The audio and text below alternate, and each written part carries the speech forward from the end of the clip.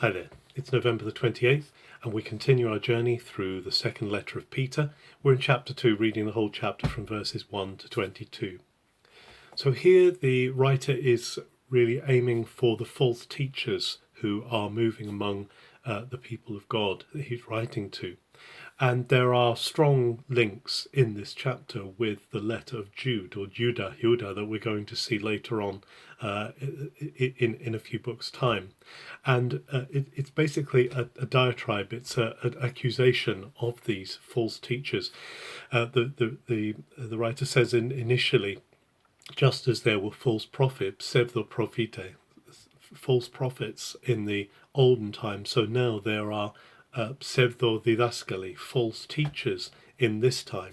And he's likening these false teachers to the false prophets who were around in the Hebrew scriptures. Now, what are they teaching? Well, it seems to be that they are of a new branch of mysticism called Gnosticism, which is based in Gnosis is the Greek word for knowledge, and they are about having secret knowledge that gets you fast track access to God, bypassing all of the angelic opposition that you might face. And because of this, they are detracting from the fullness of Jesus, and particularly they would say that Jesus hasn't come in the flesh, that he has come as an appearance of God. There are many, many things that Gnostics would say. But one of the things they did say is because the flesh is evil, because the material world is evil, it doesn't really matter, it's not important. So either it's rejected completely in heavy asceticism, or it's indulged in terrible immorality. And it seems that some of the things that were going on in this particular time, this chapter is pointing to, is this overindulgence in materialism, in sexual immorality, and various things that are going on.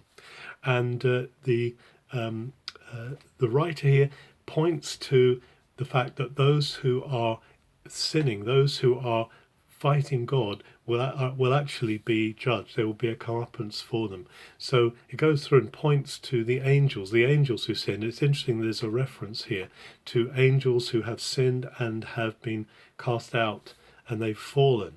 So there's actually a reference to fallen angels. He talks about the flood and the fact that the world was judged through the flood and that Noah was saved. He talks about Sodom and Gomorrah, the judgment that came on Sodom and Gomorrah for their immorality, but the rescue of Lot, who he calls righteous Lot, which is an interesting approach, an interesting thing to call Lot. So he's constantly juxtapositioning these two things, the following of our lusts and the fact that God is able to deliver, so that he's showing up the false prophets, the false teachers for who they are, but he's showing that there is a way out. And if we remain faithful to Jesus, then his readers will see the way out. He also says that these false teachers are like Balaam, son of Beor. That's again a crossover with the book of Jude. There are quite a few similar. So Sodom and Gomorrah is mentioned in Jude, as is Balaam and Beor, and also there's this. They seem to be railing against. It says railing against dignities, against probably angelic powers is what they're talking about. The Gnostics had a big hierarchy of angelic beings who they said you had to get through, and because of that they had a big angelology, a big sort of theory of how the angelic realms operated. And so the writer here is going against that and saying no, that's not how it is. And actually what they're doing is they're misleading people. They are, and actually he gets very personal, very direct about these teachers. He says they're arrogant, they blaspheme, they lead people into terrible things. They're unreasoning. They live from their souls. They live from their soul power. Something actually that Gnostics talked about a lot. In Jude it refers to them as being psychic, soul driven, that they're about soul and emotions. They are not about the Spirit of God. In fact, Jude says they're soul driven and they don't have the Spirit of God.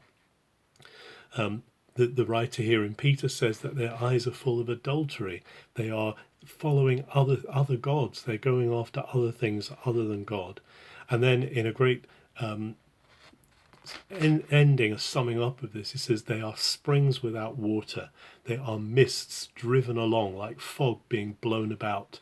There's nothing, there's no authority in them, basically. They don't have any authority. They move to and fro as the mood takes them in order to trap people in. And he is worried about those who are getting entangled with them. If they had really come away from the world, they would be following Jesus and being hard after him. And he ends the passage here, ends the chapter with a proverb that says that the dog returns to its own vomit and the washed pig goes back to the mud. It's very basic, it's very attacking in its language, but it just shows the anger that this writer has against these false prophets who have wormed their way in and are totally misleading people and taking them down another way. We live in an age where there are so many claims and demands on people's spiritual insights, but actually that spirituality is often not spiritual. It doesn't have the Spirit of God. This is the key thing. Spirituality means connection with the Spirit of God. What isn't connected with the Spirit of God is connected just with soul, emotions, mind, is locked into ourselves. It's a bit like a computer that doesn't have access to the internet, claiming itself to be locked into the World Wide Web, but actually it isn't. It's just locked up in itself.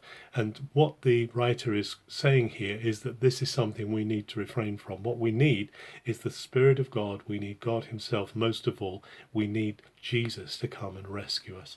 As we're challenged today by these words, let's constantly be checking out our own trust, our own belief. Let's not be relying on theories of our own making or of others' making which are not filled with the Spirit of God and do not have their authority rooted into the testimony of the Scriptures. Have a very good November 28th.